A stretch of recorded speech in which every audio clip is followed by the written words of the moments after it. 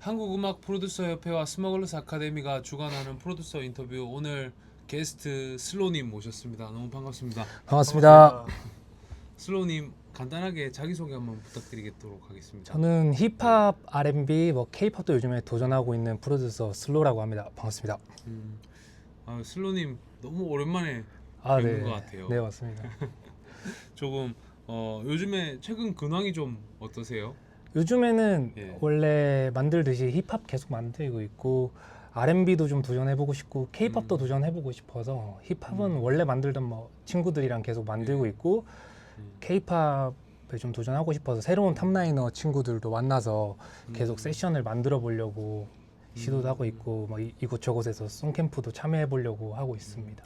혹시 그 공개가 가능하신 작업이 있다면 네. 최근에 조금 몰두하고 계신 작업 중에 네. 공개해 주실 수 있는 작업도 있으실까요? 아직 미발매된 것. 뭐 발매가 된 것도 괜찮고, 네.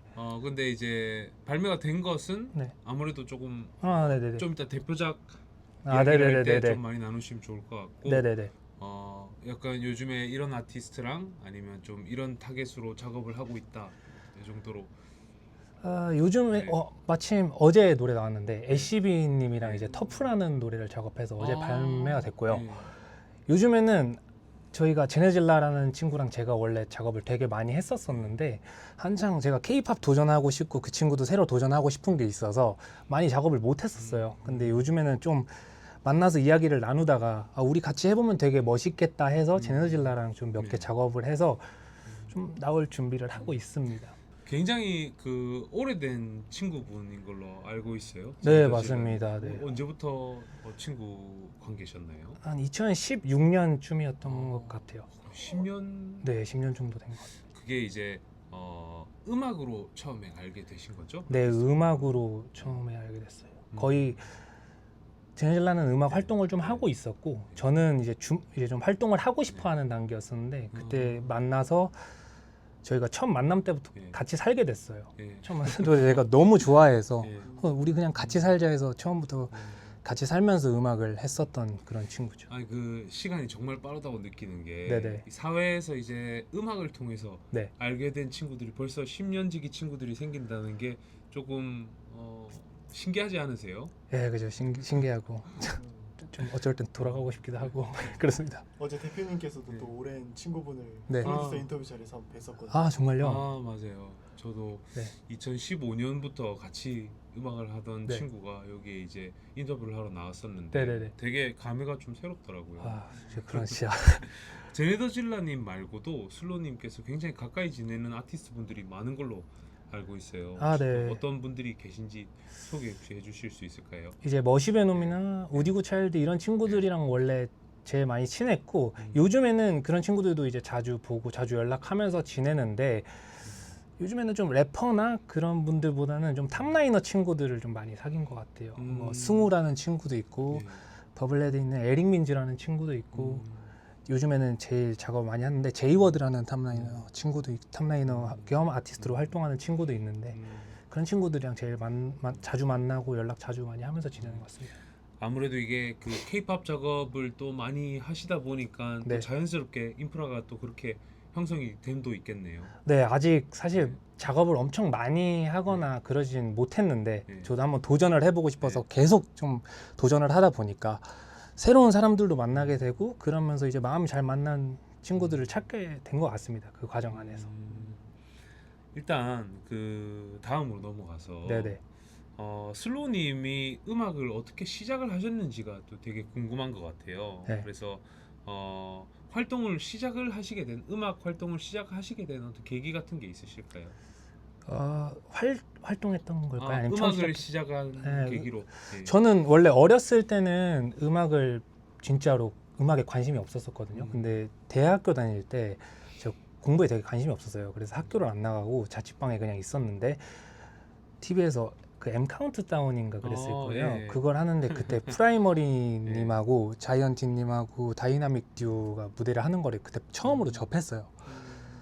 근데 무슨 감정인지 정확히 설명을 드릴 수는 없는데 그때 오히려 다이나믹 듀오님들도 되게 멋있고 자이언티님도 되게 멋있는데 저 프라이머리님이 그 DJ 부스 같은 데 뒤에서 서서 상자를 쓰고 예. 하는 모습에 진짜 엄청 큰 임팩트를 느꼈던 것 같아요. 그래서 음악을 해보고 싶다라는 그런 느낌보다는 나도 프라이머리 같은 사람이 돼야지 이런 식의 이런 감정을 좀 느껴서 제가 그 다음 날부터 당장 그냥 어떤 일을 하는 사람인지 잘 모르잖아요. DJ 부스에 있다 보니까 사실 그때는 DJ인 줄 알았어요. 그래서 근처에 있는 DJ 학원을 검색해서 찾아가서 그냥 저 프라이머리 같은 사람으로 만들어 주세요 이렇게 해서 그쪽에서 다 안내해 주셔서 이런 사람이 되려면 이런 사람이 이제 프로듀서라고 하고 그걸 하려면 일단 미디라는 기술을 배워야 된다라고 알려주셔서 그렇게 시작이 됐습니다. 그 시작할 때까지만 해도 미디가 뭔지 모르고 시작을 했었던 것 같아요. 저는.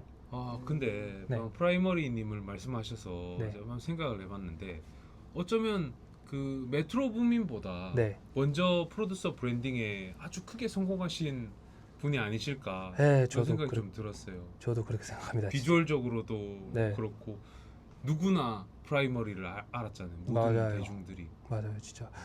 그때 저한테 임팩트가 너무 컸던 것 같아요. 그 상자가 아직도 기억에 남아요. 답변 너무 감사드립니다. 그러면 음악을 하시면서 네. 혹은 음악을 하시면서 네.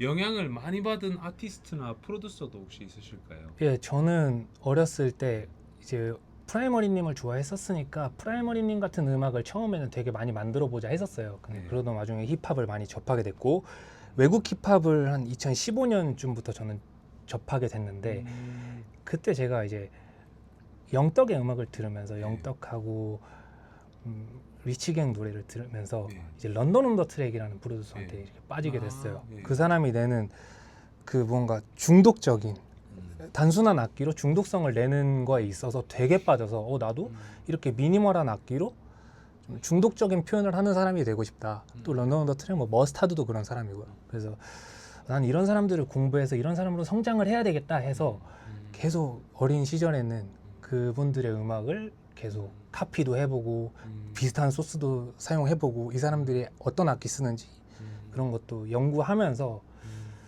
공부를 했었던 것 같습니다.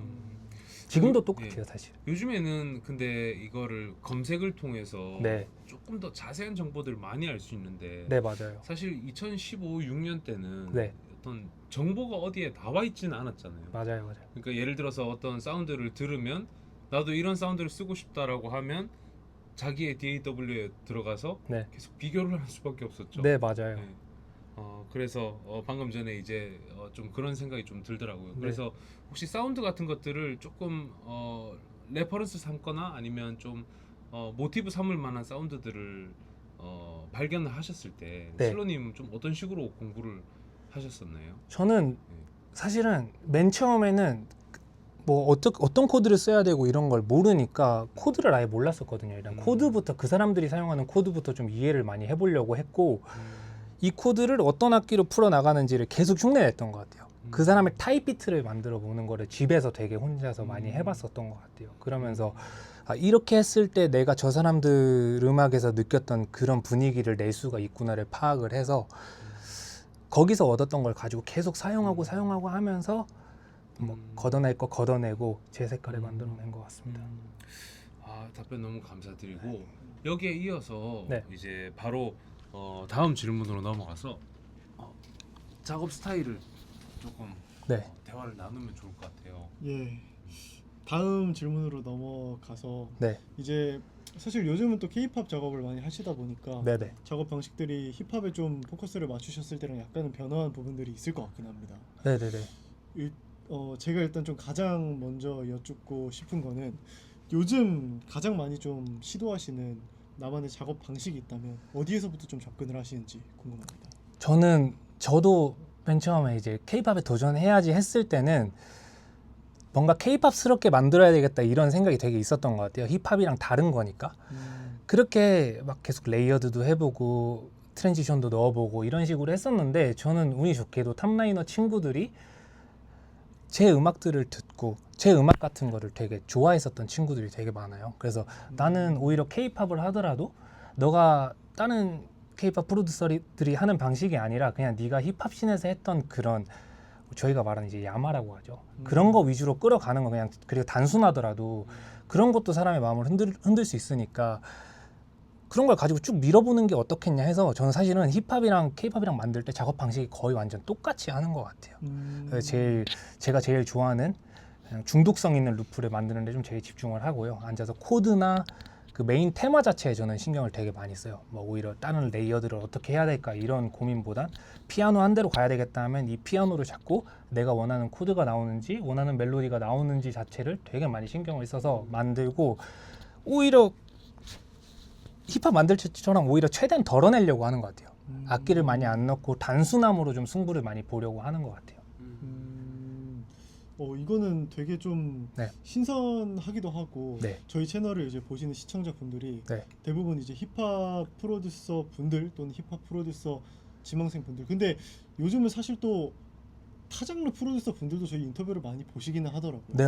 근데 사실 또 K-팝이라는 어떤 큰 키워드가 저희 한국을 이제 거점으로 활동하시는 프로듀서 분들한테는 네네. 굉장히 또 지대한 부분이다 보니까 네. 슬로님께서 이야기해주신 작업 방식이 또 굉장히 인상 깊게 다가가지 않았을까 싶습니다. 그래서 좀 이어서 질문을 드려보자면 네. 아까 이야기해주신 것처럼 이제 힙합이나 K-팝이나 좀 작업 방식이 비슷하게 이루어진다고 하셨는데 네. 그 구체적인 순서를 조금 더 한번 풀어서 설명해 줄 수 있을까요? 저는 이제 원래 이제 제너질라나 머시베놈이나 이런 친구들이랑 했던 작업 방식이랑 사실 다른 게 되게 없는 것 같은데 어쩔 때는 이제 탑라이너 친구들이 필요한 음악들을 먼저 얘기를 해주거나 제가 만들고 싶어하는 음악을 준비해서 나갈 때도 있어요. 준비해서 나갈 때도 있는데 그건 힙합을 할 때도 그랬었고요. 근데 요즘에는 그냥 나가서 같이 대화하면서 만드는 경우도 되게 많은 것 같아요. 세션을 하면 그냥 나가서 원하는 느낌을 그냥 같이 코드 찾으면서 드럼 얘기하면서 그냥 코드 누르면서 오히려 생각을 좀 비워내고 계속 만들려고 하는 것 같아요. 근데 집중하는 거는 오히려 악기를 많이 쌓아놓는 것보다 지금 만드는 순간에 내가 표현해야 되는 거를 좀 제일 작은 수의 악기로 어떻게 표현할까에 좀 집중을 하면서 만드는 것 같아요.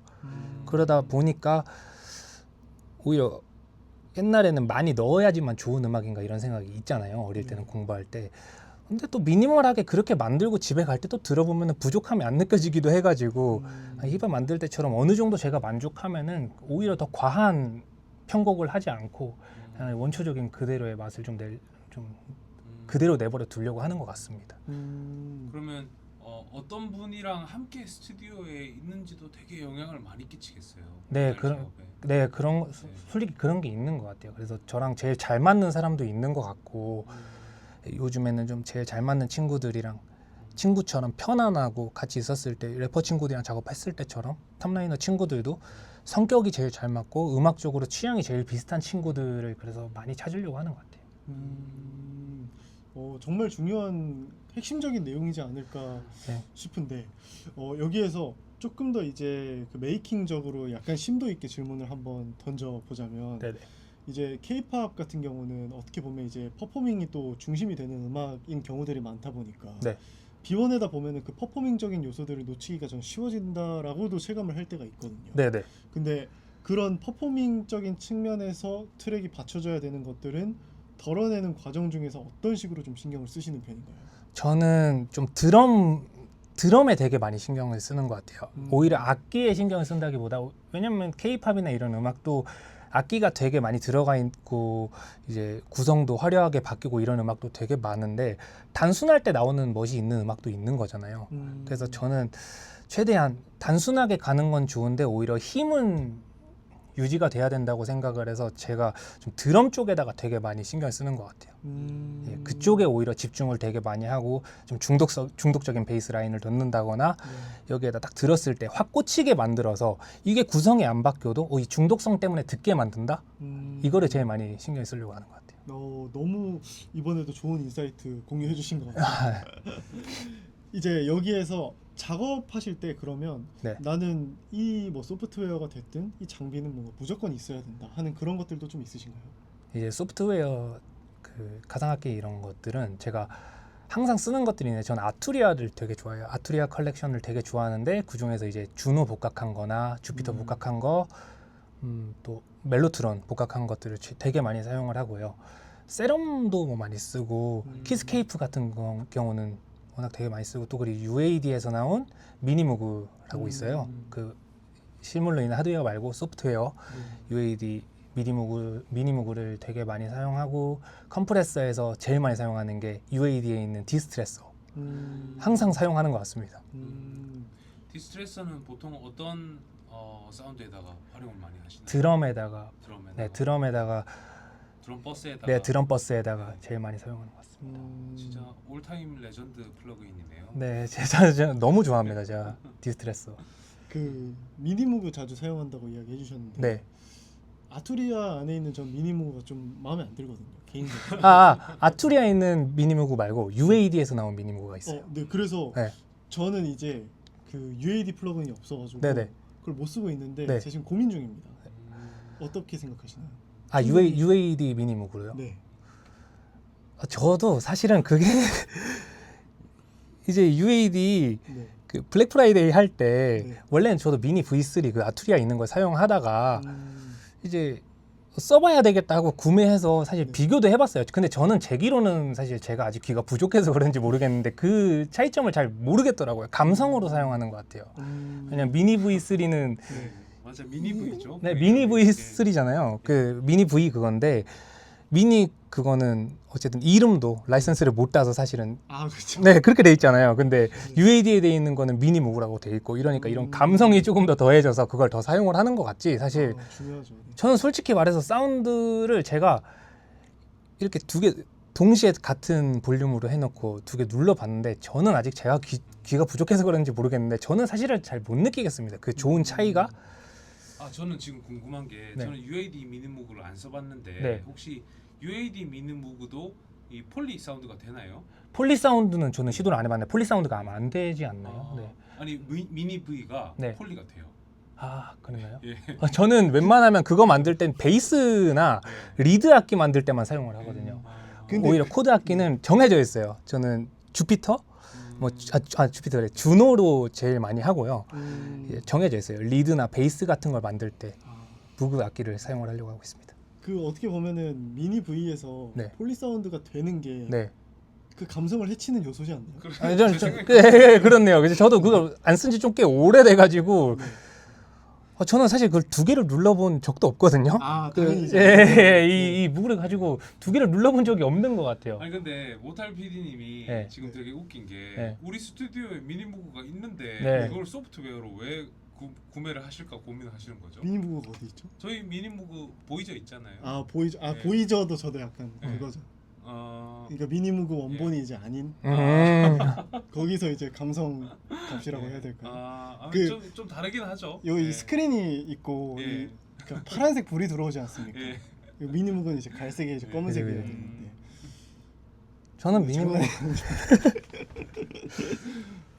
오실레이터 이런 거 공부하잖아요. 그러면서 미니무그로 이제 만져보면서 했던 게 좀 많았어서 그런지 오히려 막 좋다 안 좋다라기보다는 좀 편한 것 같아요. 제가 이제 아날로그 그 감성을 내는 그런 신디사이저를 이제 만져볼 때 저는 미니무그 맨 처음에 저도 미니 V3 열면서 이렇게 만져보면서 네. 오실레이터 만져보고 막 필터 만져보면서 공부를 했었거든요. 주노하고 그렇게 하면서 그래서 얘네가 편해서 사용을 하는 거지 저는 뭐 사실 악기에 대해서 되게 많이 잘 아는 편은 아니어서 근데 그게 제가 생각할 때 네. 그 일단은 디자인이 마음에 들어야 되는 것 같아요. 맞아요 디자인 그래야지 정을 붙이게 되잖아요. 맞아요 네. 저는 이 신디사이저들에 대해서 많이 알기도 전에도 네. 아투리아 때문에 주피터랑 네. 이런 것들을 와 이거 진짜 빈티지하고 멋있다 이걸 소프트웨어로 먼저 알았거든요. 네네네네. 어, 저도 하드웨어를 그랬어요. 알기 전부터. 저도 그랬어요. 근데 딱 그런 것들이 직관적으로 너무 써보고 싶게 생겼잖아요. 맞아요. 딱 저는 80년대가 생각나고. 맞아요. 저는 준호가 좀 제일 그랬었던 것 같아요. 준호에 그래가지고 빠졌죠 저도. 대표님께서는 그러면은 미니무그가 아닌 보이저를 선택하신 이유가 있으셨나요? 저는 이제 보이저가 가격은 비슷했거든요. 네. 그 기어 라운지에서 구매를 했는데 보이저가 엄청 그 미래지향적으로 생겼잖아요. 파란 색깔 불도 네, 들어오고. 맞아요. 맞습니다. 그리고 보이저가 오실레이터가 더 많아요 하나가. 네. 그래서 그 오실레이터 개수도 많고 그리고 필터도 이제 듀얼 필터여가지고 네. 스테레오 사운드로 또 만들 수도 있고 네. 좀 그런 여러 가지 이점들이 좀 있었죠. 이해했습니다. 이거 조금 전문적인 대화를 나눴네요. 오랜만에. 맞습니다.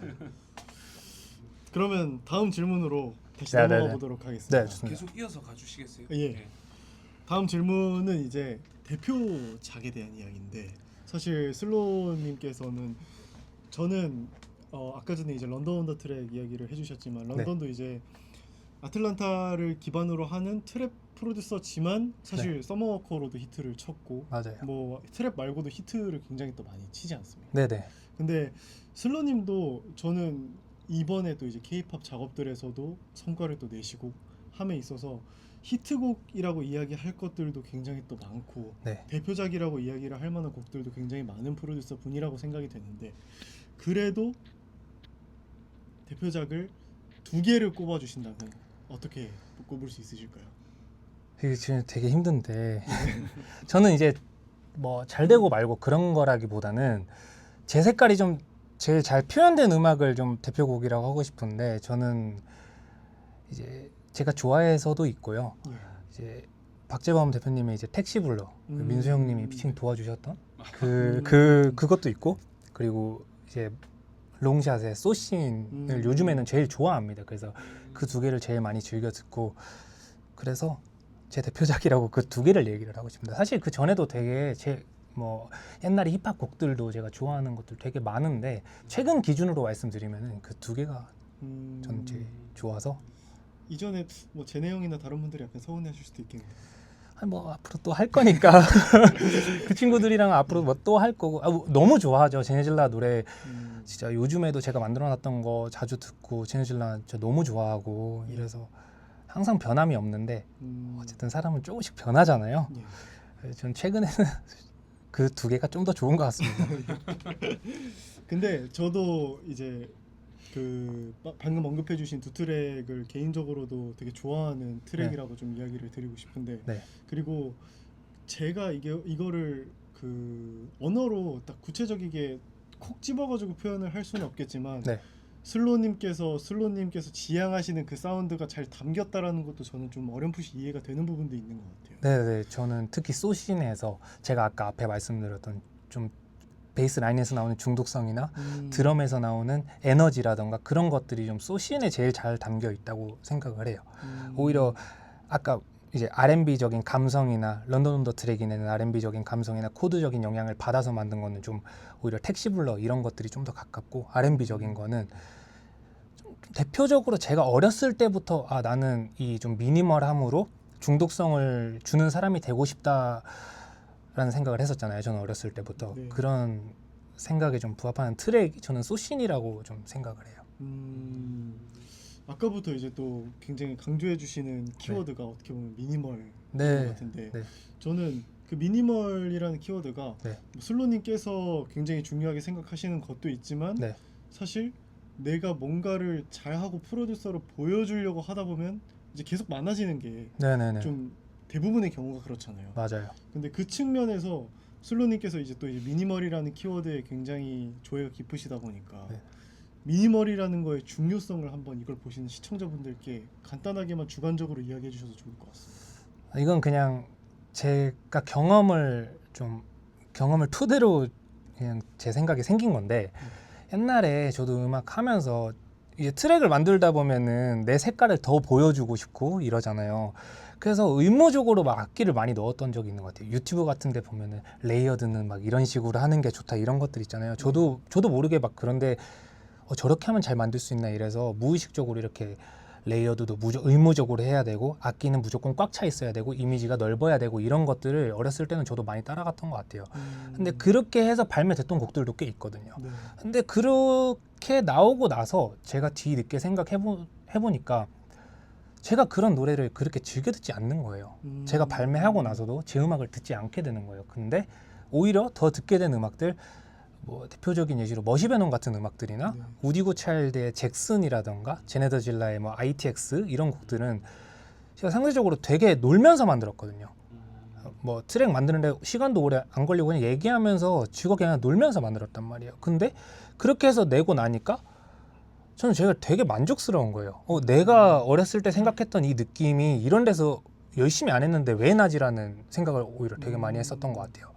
그러면서 이게 계속 반복되다 보니까 좀 확신으로 바뀌었던 것 같아요. 저는 악기를 많이 쌓아서가 아니라 오히려 미니멀한 것 자체도 네.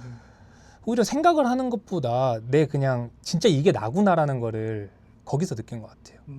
계속 듣게 되니까 내가 진짜 미니멀한 걸 좋아하는구나, 직관적으로 만드는 거를 네. 그렇게 느껴서 이런 생각이 든 것 같습니다. 저는 개인적으로 정말 좋은 이야기고 사실 이걸 보시는 시청자분들께서도 네. 쉽게 이제 와닿게 느낄 수 있는 표현이었다라고 생각이 드는 게 한번 보시는 시청자분들께서도 내가 평소에 이제 듣는 음악이 내가 지금 만들려고 하는 것만큼 꽉 차 있는지를 한번 고민해 보시면 되게 좋지 않을까라는 생각이 드네요. 맞아요. 그것도 생각이 들면서도 의심이 들잖아요. 그래서 저도 비교해봤던 것 같아요. 기발매 곡이랑 네, 제가 좋아했던 곡들을 옛날에는 네. 이제 귀에 다 안 들리잖아요. 근데 이제 음악 활동을 계속 하다 보면 들리기 시작하잖아요. 프로듀서로 계속 만들다 보면은. 그러고 나서 이제 어느 정도는 들리는 순간이 돼서 들어봤죠. 근데 이 사람들도 사실은 악기를 많이 안 쓰고 그냥 그 느낌을 내는 거예요. 뭐 예를 들어서 런던 언더 트랙 엄청 좋아하니까 런던 언더 트랙이 했던 그 아리아나 그란데의 포지션이라는 노래도 되게 미니멀한 악기로 그렇게 잘 끝내놨고 그렇게 해가지고 빌보드도 올라가고, 그리고 대표적인 예시로 그거는 이제 런던 언더 트랙이 만든 거 아니고 찰리 푸스가 만든 건데 저스틴 비버하고 더키 드라로이가 냈었던 스테이 같은 곡도 제가 그런 느낌을 되게 좋아하거든요. 네. 이런 곡들도 사실 악기 하나, 거의 악기 한두 개 가지고 그냥 표현을 너무 정확하게 해놨잖아요. 그런 것들을 들으면서 나도 이렇게 해도 되구나, 그냥 여기서 한 악기로 정체성을 뚜렷하게 하는 게 제일 중요하구나를 거기서 이제 확립을 좀 했었던 것 같아요. 비교해가면서. 이해했습니다. 저도 최근에도 그런 것들을 좀 계속 느끼는 것 네. 같아요. 저도 이제 두 분에 비해서는 음악을 시작한 지가 아직 얼마 안 된 편이다 보니까 그 기간 동안 제가 여태까지 쌓으려고 했던 것들이 이제서야 뭔가 조금씩 덜어냈을 때 네. 어떤 식으로 더 소위 맛있어진다고 하죠. 네네. 그렇게 되는지를 조금 느끼는 단계에 있지 않나 네, 싶습니다. 제가 슬로님 이야기를 들으면서 정말 오랜만에 네. 예전에 그 아마두를 만들 때 네. 기억을 조금 더듬어 봤어요. 네네네. 그때 참 그 멜로디, 그 악기 선택이랑 그 멜로디에 신경을 엄청 썼었거든요. 네네. 이게 약간 좀 눈 내리는 분위기가 나는가, 또 캐롤이라고 부를 만한 멜로디인가, 또 캐롤이라고 할 만한 악기 선택일까, 이거에 네. 엄청 신경을 많이 썼었던 기억이 나는 것 같아요. 네. 그래서 방금 전에 말씀, 그 노래도 어떻게 보면 조금 미니멀한 네, 구성이다 보니까 방금 전에 말씀을 들으면서 공감이 되는 부분도 되게 많았고, 네. 근데 이게 또 그런 것도 있잖아요. 그러니까 적은 악기를 가지고 이게 임팩트를 주려면 네. 그만큼 또 신경을 써야 되는 부분들도 어떻게 보면 또 많고, 네, 그렇죠. 적은 요소들로 뭔가 확실한 매력을 또 보여줘야 되는 거다 보니까 네. 이게 슬로님이 이렇게 뭔가 좀 그냥 직관적이다, 아니면 뭔가 좀 이렇게 말씀하시지만 그 안에 슬로님만의 노하우들이 또 되게 많이 있을 것 같아요. 그래서 미니멀하지만 음악을 잘 만들 수 있는 네. 어떤 좋은 멜로디나 좋은 룹을 만들 수 있는 네. 어떤 노하우 같은 거 한 개만 혹시 말씀 주실 수 있을까요? 이걸 어떻게 설명해야 되는지 잘 모르겠는데 어렸을 때 이것도 또 이게 추상적이어도 네네 뭐 괜찮아요. 이제 경험을 네. 토대로인데 이것도 옛날에는 이제 꽂히는 음악에 정답이 있는 줄 알았어요. 정답이 있는 줄 알았거든요. 저는 뭐 근데 이제 활동하다 보니까 사람마다 느끼는 건 다 다르더라고요. 진짜 누군가는 꽂히다고 느낄 수도 있고 누군가는 촌스럽다고 느낄 수도 있는 거잖아요. 그런 경험을 하다 보니까 이럴 바에는 그냥 내가 진짜 좋아하는 음악들 들으면서 이런 느낌이 나느냐, 아까 전에 계속 이게 계속 반복되는 건데 그 느낌이 나는 거를 최대한 신경 쓰려고 하는 것 같아요. 저는 오히려 좋아하는 것도 좀 남들의 말에 듣는 게 아니라 제가 어렸을 때부터 좋아했던 거 있잖아요. 그걸 엄청 고집하거든요. 예를 들어서 엄청 이상적인 곡들이 있어요. 뭐 런던 온 더 트랙의 Whatever You Want이라던가 이런 것들을 들으면은 이제 와 내가 진짜 이런 거는 꼭 내가 하고 싶다. 이런 음악들이 있었거든요. 저는 제 노래에서 이런 비슷한 감정이 나는가를 제일 많이 따지는 것 같아요. 누르면서 이게 계속 오랫동안 누르다 보면은 남들이 어떻게 느낄까 이런 생각을 되게 많이 하잖아요. 그런 생각을 되게 많이 해서 혼란이 되게 저도 혼란스러웠던 적이 되게 많아요. 그러니까 계속 작업이 되게 재미없고 이게 일처럼 느껴지니까 음악을 하는 게 아니라 무슨 노동하는 것 같은 거예요. 그래서 내가 들었던 음악의 느낌이 느껴지고 내가 이 만드는 순간 와 진짜 이거는 그 느낌이 난다라고 하면은 저는 오히려 더 생각 안 하고 거기서 그걸 가지고 이제 디벨롭을 시작하는 것 같아요. 드럼을 만들거나 베이스를 만들어서 오히려 그쪽에다가 계속 신경을 쓰는 게 아니라 어느 정도로 내가 원하는 그 느낌이다 하면은 다음 학기로 이제 넘어가는 거죠. 좀 어느 정도 내려놓을 줄 알아야 됩니다. 저 스스로가. 네, 너무 좋은 것 같은 게 일단 본인의 네. 직관을 그래도 조금 더 믿어준다. 네, 어차피 제가 선택을 하는 거고 망해도 제가 망하는 거니까 누가 뭐 어차피 친구가 하라 해서 그거 해서 망하면 이제 친구가 책임져 주는 거 아니잖아요. 그런 걸 되게 많이 느꼈어요. 그래서 어차피 망해도 내가 망하는 건데 그냥 내가 내고 싶은 느낌 내자. 그래야지 내가 나왔을 때 들으니까 내가 이거 만들었을 때 내가 이거 만든 멋있는 사람이다라고 느끼고 들으니까. 그리고 그 안에서 이제 음악을 하는 어떤 이유까지 찾는다고 하시니까 네. 진짜 너무 좋은 어떤 철학인 것 같다는 생각이 좀 드는 것 같아요. 네, 그렇게 좀 하고 있습니다. 너무 멋지십니다. 감사합니다. 열심히. 그러게요. 저도 되게 좋은 포인트라고 생각이 드는 게 네.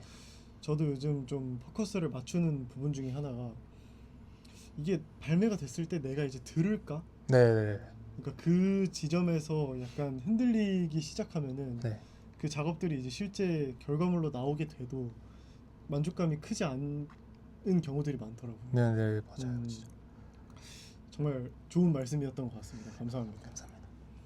다음 질문으로 넘어가서 이제 최근에 어떤 시장의 전반적인 흐름이나 그것에 대한 이제 슬로님의 생각을 좀 여쭈어 보려고 하는데 일단 국내 힙합 시장 네. 저희가 아무래도 이제 힙합 프로듀서 인터뷰라는 명목하에 이걸 좀 진행하고 있다 보니까 네. 국내 힙합 시장의 전반적인 동향을 좀 어떻게 생각하시는지 궁금합니다. 전 오히려 진짜 과감해진 것 같아요. 저희가 할 때보다는 사운드적으로 일부러 그 질감을 만들기 위해서 깨기도 하고 해외에서도 그렇잖아요. 그래서 막 클리퍼를 사용해서 드럼을 아예 깨버리기도 하고 이런 것들을 들으면서 맨 처음에는 저는 사실 이해를 잘 못했거든요. 근데 계속 제가 이거 들으면서 이 맛에 빠진 거예요. 그래서 저도 오히려 디스트레스에 계속 빠지게 된 것도 있고 그래서 어린 친구들이 되게 음악을 접하는 방식 자체가 저희 때는 오히려 생각을 더 많이 했다고 생각을 하는데 생각을 많이 하고 오히려 좀 꼰대같이 접근을 했다고 해야 되나? 어릴 때 처음에 시작할 때는. 근데 요즘 어린 친구들은 더 직관적인 것 같아요. 좀 직관적으로 오히려 더 과감하게 지저분하게 만들고 이런 부분에 신경을 쓰는 것 같고 그래서 더 사운드적으로 어떻게 얘기해야 될까? 근데 저 되게 이 말씀에 너무 공감을 네. 하는 게 네. 옛날에 이게 좀 제가 20대 때를 기억을 한번 해보면 네. 되게 그 항상 선생님들이 계셨어요. 맞아요. 그러니까 이게 제가 어떤 레슨을 받는 그 선생님이 아니라 네. 이 업계에 계시는 분들은 마치 뭔가 좀 선생님 같았어요. 맞아요. 이 저도 업계에 그랬어요. 진출하기 전에 음. 그분들이 어떤 철학을 가지고 계셨었고 그리고 어떤 예의 범절이 좀 중요했었던 것 같아요. 제 기억으로 지금은 상상할 수 없는 네네. 어떤 분위기였던 것 같아요. 네네. 그래서 뭔가 좀 그 속에서 좀 뭐라고 해야 되지 올드 스쿨들을 공부를 해야 되고 그리고 그 어떤 뿌리가 있는 음악을 해서 내가 뿌리가 있다라는 거를 좀 인정을 받아야 되는 어떤 그런 느낌이었는데 네. 사실 이거 뭐가 좋다 나쁘다가 아니라 지금은 좀 그렇다기보다도 그냥 직관적으로 좋은 게 맞아요. 좋고 사실 어떤 뭐 힙합 정신이라고 하죠. 맞아요. 그러니까 그 힙합 정신이라는 게 옛날이랑 지금이랑 조금 많이 달라졌죠. 네. 진짜 그거에 형님이 말씀하신 거에 되게 공감이 돼요. 이렇게 정리해 주시니까 저도 조금 이제 말을 할 수 있을 것 같은데 옛날에는 막 그런 이제 오히려 이제 친구들이나 이렇게 이제 저희 이제 꼰대 같은 마인드가 다 있었다고 생각을 하거든요. 그러니까 막 뭐 들으면 킥이 별로다. 막 이런 것들 되게 많았었잖아요. 무조건 코드는 이렇게 돼야 된다 이런 것들 저는 되게 많았었어요. 저도 그랬고. 근데 그게 당연했어요. 저는 근데 이제 그러면서 이 친구들은 그런 게 없어요. 그러니까 어떻게 저렇게 하지라는 생각을 되게 많이 하는 것 같아요. 저도 나도 어렸을 때 저렇게 했으면은 조금 더 지금 내가 추구하는 느낌도 저 사람들이 하는 건데 그걸 더 빠르게 표현할 수 있지 않았을까 이런 생각을 하기도 하고 좀 과감해서 되게 좋은 것 같아요. 옛날에는 뭔가 이거를 조금 내 마음대로 하면 네. 뭔가 나를 혼내는 사람이 있었어요. 그렇죠. 요즘에 그래서 이거를 네, 맞아, 좀 그런 게 있었어요. 그거를 그 수용을 했었던 것 같아요. 네, 그러니까 맞아요. 근데 지금 생각을 해보면 물론 어떤 그런 시기가 있었기 때문에 또 지금의 형태가 또 나온 거긴 하겠지만 네, 굉장히 좀 문화적으로 굉장히 차이가 좀 많은 것 같은데 어쩌면 이게 좀 그런 거 아닐까 싶어요. 예전에는 이제 우리 미국 문화들을 이렇게 받아들이는 게 네, 창구가 굉장히 좁았던 것 같아요. 네, 맞아요. 유튜브를 통해서 관심이 있는 사람들만 미국 문화들을 이렇게 찾아보는 맞아요. 이런 느낌이었는데 지금은 문화 전반에서 이렇게 너무 많이 들어와 있다 보니까 시작을 하시는 분들이 애시당초에 국가에 경계없이 네. 문화들을 접하다 보니까 네, 지금 조금 더 다양해진 게 아닐까. 또 한국은 또 동방예의지국이니까 맞아요. 한국의 스타일대로 이렇게 해석이 되던 것들이 이제 좀 그런 것들이 무너지고 어떤 장벽이 좀 그런 측면도 있는 것 같다라는 생각도 들고 그리고 또 실제로 근데 이거는 또 한국에 국한된 문제가 아니라 또 서양의 꼰대들도 그런 말을 많이 하더라고요. 요즘에 네네네. 많이 바뀌었다고. 네네. 좀 시대적인 변화인 것 같기도 하고 네, 좀 그런 생각이 드는 것 같아요. 네, 저도 그렇게 생각합니다. 음. 형님이 딱 오히려 형님이 말씀해 주신 게 제가 느끼는 것 같아요. 오히려 잘 정리해 주셔서 이게 조금 더 정확한 것 같아요. 저는 이걸 어떻게 말해야 될까? 이걸 어떻게 말하지 이렇게 했는데 형님이 말해 주신 거랑 제가 진짜 똑같이 생각을 하는 것 같아요. 이거를 제가 말을 잘 못해서 그렇지. 근데 저는 사실 어떤 측면에서는 지금이 더 좋은 것도 있는 것 같아요. 네, 맞아요. 그러니까 저도 그렇게 생각해요. 그때가 이제 어떤 향수도 있고 네. 저는 이제 그걸 생각하면 옛날에 그 MPC 네, 가지고 음악 만들고 막 공부하고 네. 사운드 질감에 대해서 연구하고 막 플로피 디스크 같은 거 구하고 음, 어떤 그런 것 때문에 향수인데 뭔가 어떤 뭐 요즘의 음악들이 저는 뭔가 조금 더 그때 힙합들보다 뭔가 조금 더 좋아진 점들도 좀 많이 있다. 네, 네, 그런 거. 좀 다양하기도 하고 그리고 또 조금 더 직관적이고 도파민을 추구하잖아요. 진짜요. 저는 그래서 사실 네. 요즘 음악이 좀 더 좋은 것 같아요. 그 오히려 더 과감하니까 부러운 거죠. 저는 사실은. 저는 이제 흐름이나 이런 거 있어서 많이 바뀌었다는 게 저는 사실 되게 부러운 점 중에 하나 같아요. 표현 자체를 진짜 명확하게 하고 자기 자신을 좀 믿는 느낌이에요. 이 사람들 음악 들으면은 엄청 직관적이고 그래서 저는 좀 되게 부러울 때 많아요. 어떻게 저렇게 하지 이런 생각 들 때도 있고.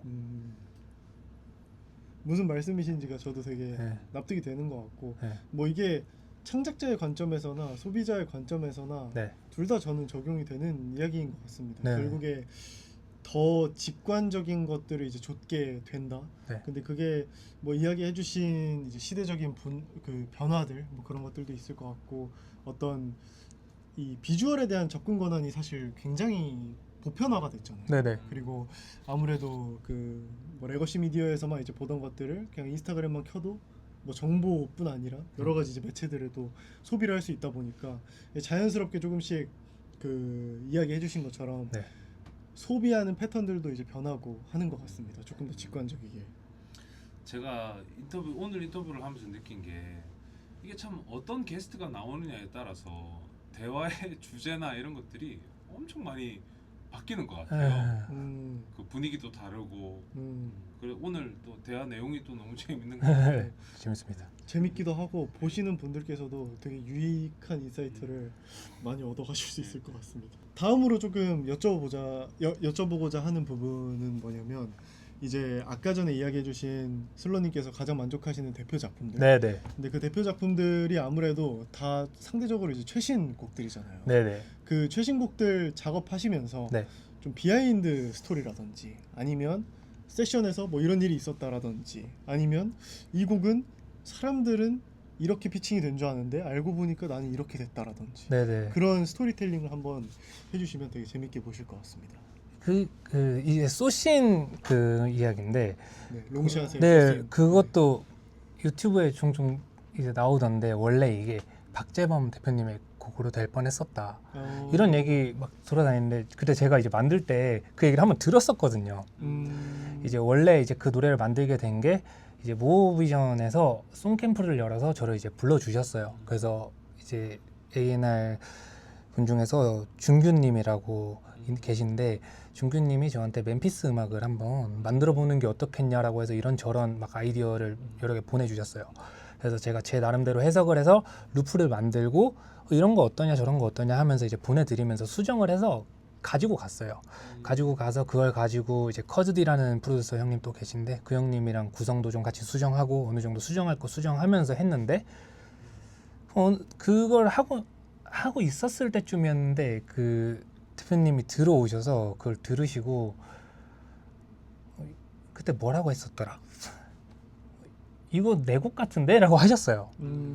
그래가지고 그때 전 되게 좋아하니까 네. 그래서 되게 좋다.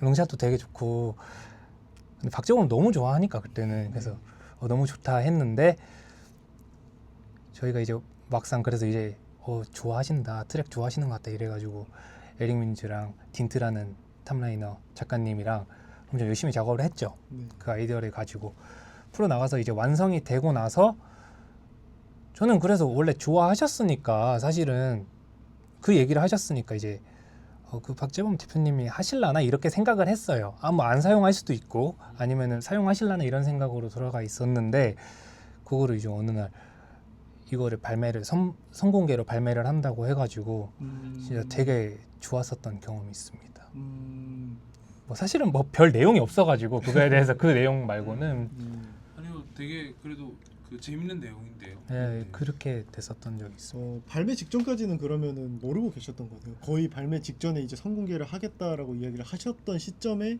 알게 되셨고. 이제 녹음하는 과정에서는 이제 계속 알려주셨는데 네. 그 전까지는 이제 그게 녹음하기 전에는 이게 어디로 갈지는 몰랐었죠 저희는.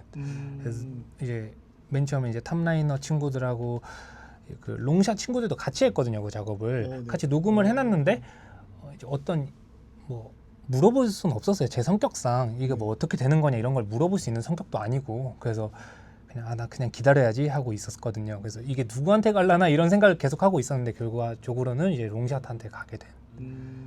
근데 네. 계속 말씀하시죠. 그래서 오히려 그렇게 나와가지고 더 그 어린 그 느낌하고 이런 게 더 살아가지고 좀 잘 됐다 이런 생각도 있습니다. 제가 여쭤보고 싶었던 게 뭐였냐면 지난번에 그 서페이스님이 네. 나오셨을 때 네네네. 마찬가지로 롱샷 작업에 대해서 말씀을 해주셨었는데 네. 그때 제가 좀 인상이 깊었던 게 편곡 요청이 들어왔을 때 네. 그 작업을 하는 와중에 아티스트들이 편곡 요청이 들어왔을 때 이런 식의 주문이 있으셨대요. 네. 그러니까 어떤 뭔가 이런 레퍼런스 이런 거 이렇게가 아니라 조금 더 멋있게 만들어줘 이런 식의 어떤 그 피드백이 왔었던 에피소드를 얘기를 해주셨었는데 네네. 우리 그 슬로우님께서도 비슷한 주문을 혹시 받으셨었는지 이런 것도 궁금한 것 같아요. 그 노래는 사실 그 날 만들고 저는 트랙을 저희는 수정을 안 했었던 것 같아요. 그날에 만들고 끝났고 저희는 그날에 그냥 송캠프 한 그대로 거의 진행이 됐었던 것 같아요. 이거는. 근데 이제 택시블러 같은 거 했을 때는 구체적으로 여기서 이제 마지막 파트에 UK 가라지로 바꿔보는 게 어때?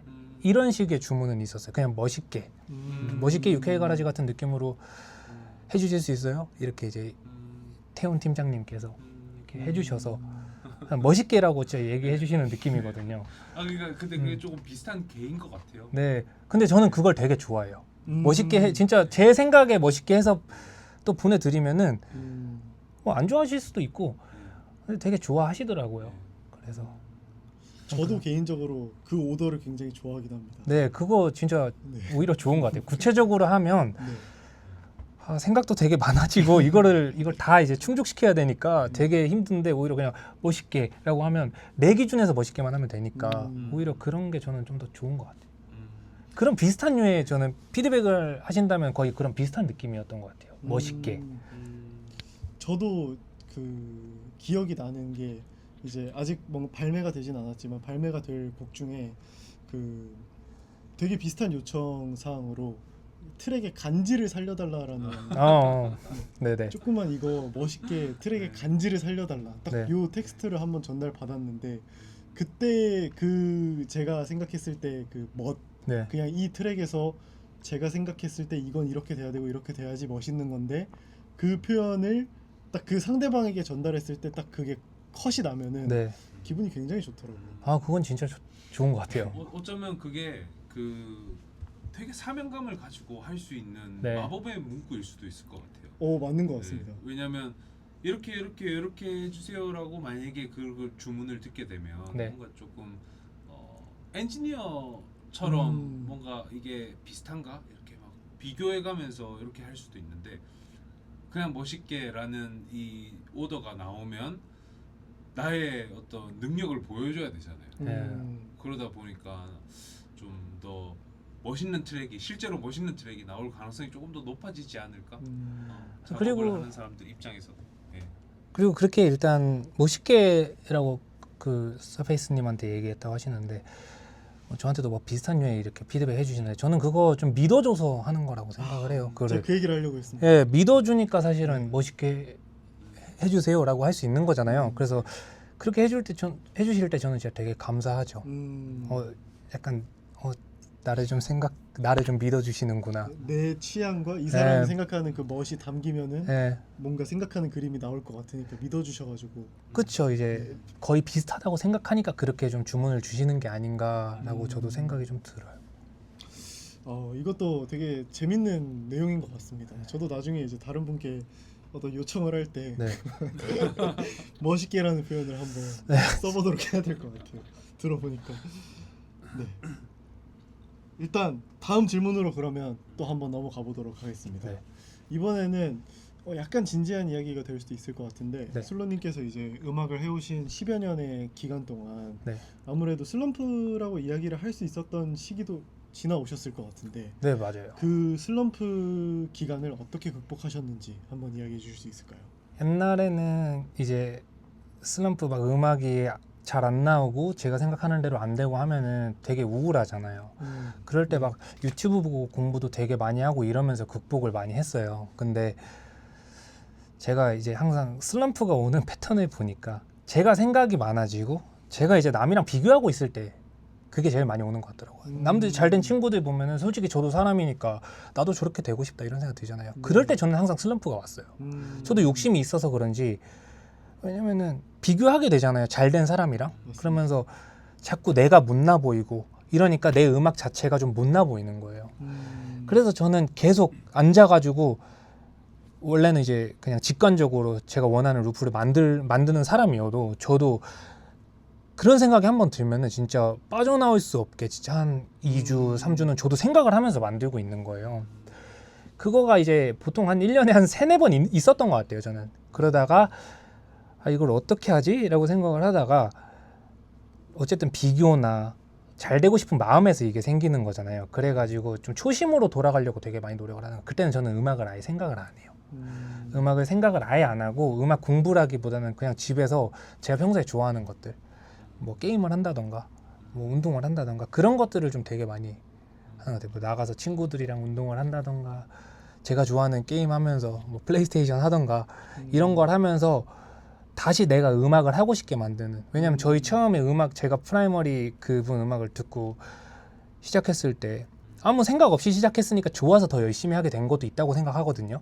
그래서 그런 감정을 다시 끌어올리려고 노력을 하는 것 같아요. 요즘에는. 그래서 좀 제가 누군가랑 비교하게 되거나 내가 도태돼서 막 슬럼프가 온 것 같다라고 생각을 하면 오히려 집에서 혼자만의 시간 되게 많이 가지는 것 같아요. 저는 아기도 있어서 아기랑 오히려 시간 보내는데 집중을 많이 하고 그러면서 좀 음악이 다시 좋아지게끔 만드는 시간을 가지려고 하는 것 같아요. 그때는 아예 음악 생각을 잘 안 하는 것 같아요. 저는. 그러다 보면 한 2주 정도 되면은 이제 어쨌든 음악을 아예 떼놓고 지내진 않잖아요. 차를 타고 가면서 음악을 즐겨 듣다가 왜 다 이제 모든 작곡가 이제 프로듀서 분들은 공감하실 건데 한 번 딱 듣다 보면 오 이거 뭐지 하는 음악 있잖아요. 네. 그런 게 나올 때까지 이제 계속 천천히 듣는 거죠. 몰입해서 안 들어요.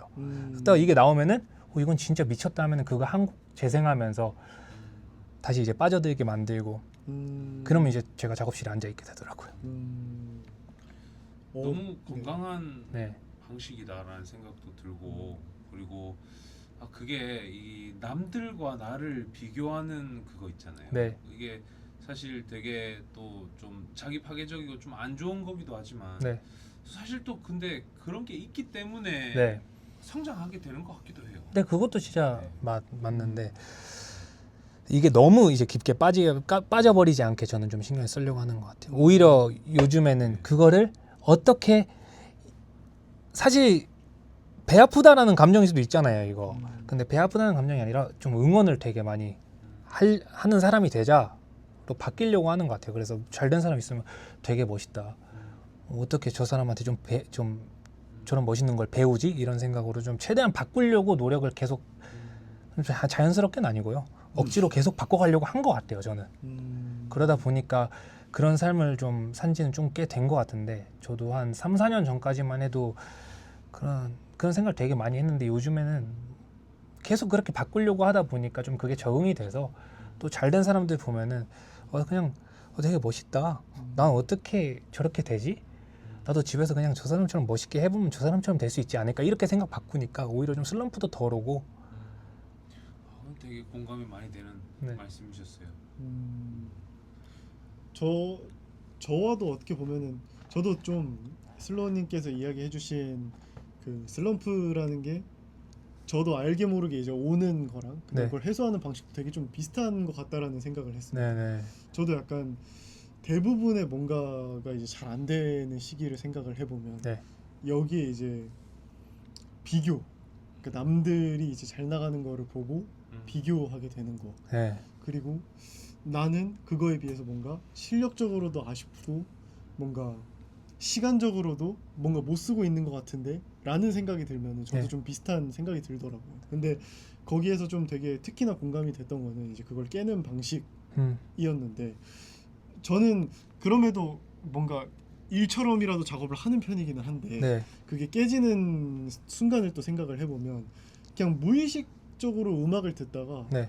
이 제 머리를 한번 이렇게 전환시키는 노래에 무언가가 한번 나오면은 맞아요. 진짜 그때 깨지는 것 같아요. 맞아요. 그런 거 만들고 싶다는 감정이 결국 다시 생기는 거니까. 네. 거기에서부터 재미가 조금씩 다시 붙고 이거 만들고 싶으니까 해보고 약간 그러면서 좀 해소가 되는 네. 느낌이지 않나. 좋은 말씀 감사드립니다. 다음으로 넘어가서 네. 조금 이제 개인적인 이야기들을 또 한번 질문을 한번 드려보고 싶은데 네. 지금 이제 프로듀서로서도 네. 프로 작곡가로서도 활동을 하시고 그리고 또 집에서는 또 가장으로서도 네. 역할을 하고 계시는 걸로 알고 있는데 네. 좀 작업 외에 취미나 또 주로 가지는 일상 같은 게 또 있을까요? 저는 그냥 사실 육아에 지쳐서 그런 취미 생활을 할 수 있는 거는 되게 많지 않긴 한데 저는 자동차 같은 걸 되게 좋아해서 집에서 이제 그 자동차 시뮬레이터 같은 거를 네. 사놓고 그냥 집에서 혼자서 이제 심레이싱이라고 자동차 그 시뮬레이터 그 실제로 운전대 잡고 네네. 하는 게임인 거죠? 그거를 되게 즐겨서 하는 것 같아요. 몰입해서 그냥 그러면서 차도 배우려고 하고 시간이 되면은 저 파주 가서 카트도 타려고 하고 그런 식으로 시간을 보내려고 하는 것 같아요. 저는 그 취미라고 하면은 오히려 심레이싱하고 카트 타러 시간 되면은 카트 타러 가고 이런 것들이 이제 취미인 것 같아요. 시간이 너무 많지 않아서 뭐 시간이 되면은 뭐 서킷도 가보고 이러고 싶은데 그런 거는 시간적으로 못 하니까 집에서. 혹시 그 클래식카나 이런 거에 대해서도 조금 아시는 편이신가요? 알긴 아는데 저는 클래식카를 좋아한다기보다는 오히려 조금 더 네, 스포츠 레이싱? 네, 레이싱카 네. 뭐 포뮬러카라든지 뭐 GT카라든지 그런 것들 네. 되게 좋아합니다. 다음에 조언을 좀 구하도록 하겠습니다. 아, 네네. 그러면 일단은 우리 이제 인터뷰의 네. 마지막 코너까지 왔는데 네. 아무래도 슬로님께서 또 굉장히 오랜 기간 또 활동을 해오시기도 하셨고 네. 또 지금 활동 이력을 보면 많은 네. 사람들에게 또 귀감이 될 수 있는 커리어를 가지셨다고 저는 생각을 하는데 지금 이제 이 길을 가고자 하시는 분들에게 네. 슬로님만의 조언을 줄 수 있는 게 있다면 혹시 좀 어떤 게 있을까요? 이거는 저는 집에서 어쨌든 공부하시는 분들은 집에서 저희가 트랙을 제일 많이 만들잖아요. 그 시간이 되게 길잖아요. 예. 해보다 보면 막 2년 동안 어디 나가보지도 않고 트랙만 만들고 이러는 경우가 되게 많잖아요. 근데 그렇게 했을 때 느는 거랑 그냥 부딪혀서 나가봤을 때 느는 거랑은 진짜 되게 다르다는 걸 느꼈어요.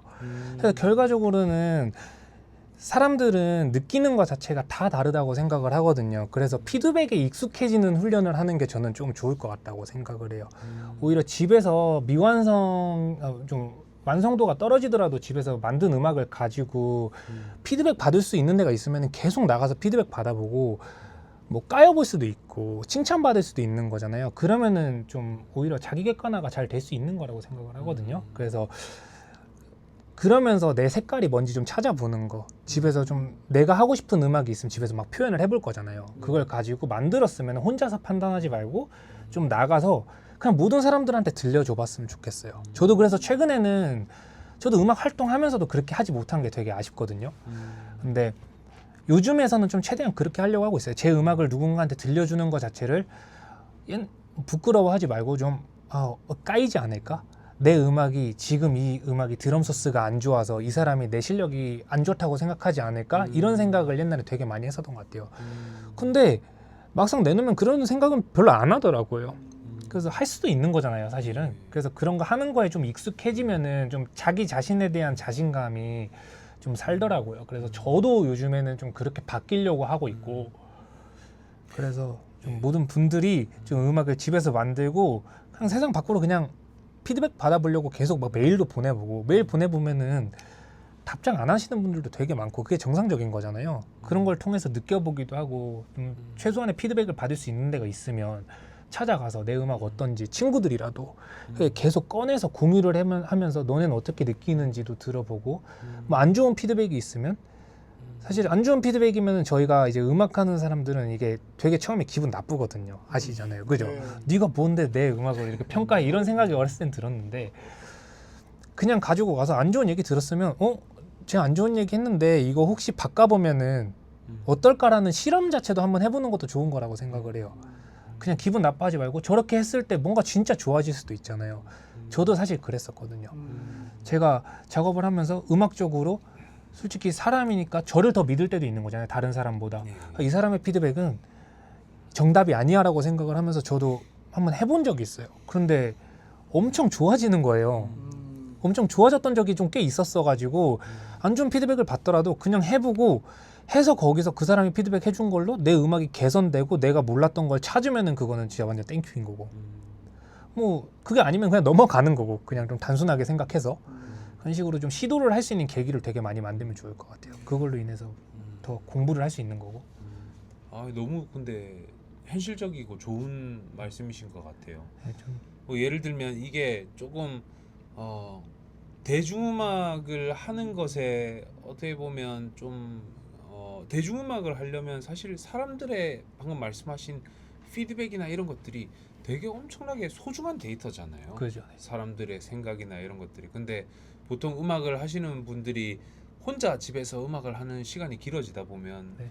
열심히 노력을 하는 만큼 그것 자체가 본인에게 너무 소중해지고 너무 소중해지다 보면 상처받기 싫어지고 맞아요. 좀 그런 심리인 것 같아요. 그러다 보면 이제 사람들과 소통하는 문제들이 생기지 않나. 네. 그게 이제 단순히 그냥 커뮤니케이션을 하는 거라기보다도 음악적인 소통이 계속해서 줄어들게 되면 어떻게 보면 계속해서 대중 음악을 하는 사람으로서는 성공을 할 수 있는 어떤 기회가 계속 줄어들지 않을까. 네. 그런 생각도 좀 많이 해보게 된 것 같습니다. 네. 말씀을 들으면서 너무 좋은 조언 주셔서 감사드리고 네.